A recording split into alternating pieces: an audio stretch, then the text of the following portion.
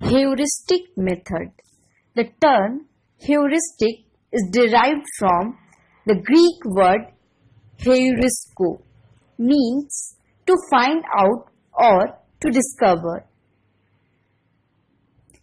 According to Professor Armstrong, heuristic methods of teaching are methods which involve our placing student as far as possible in attitude of discovery.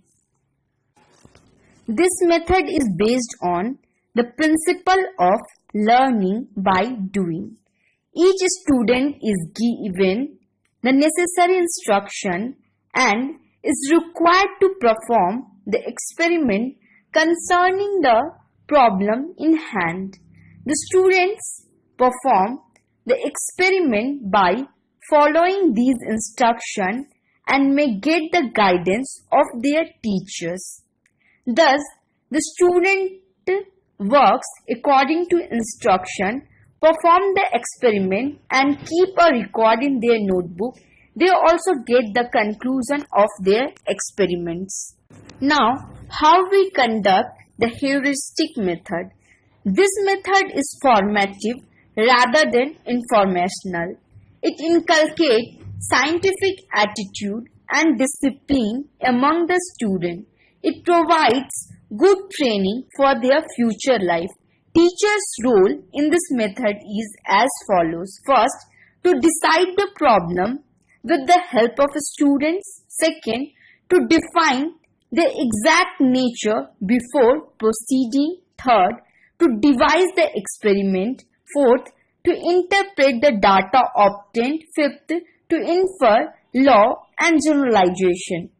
Merits of heuristic method. First, it is psychological method because it is based on the principle of learning by doing. Second, it develops scientific attitudes among the student by making them honest and truthful. Third, through this method, students learn to do hard work. Fourth,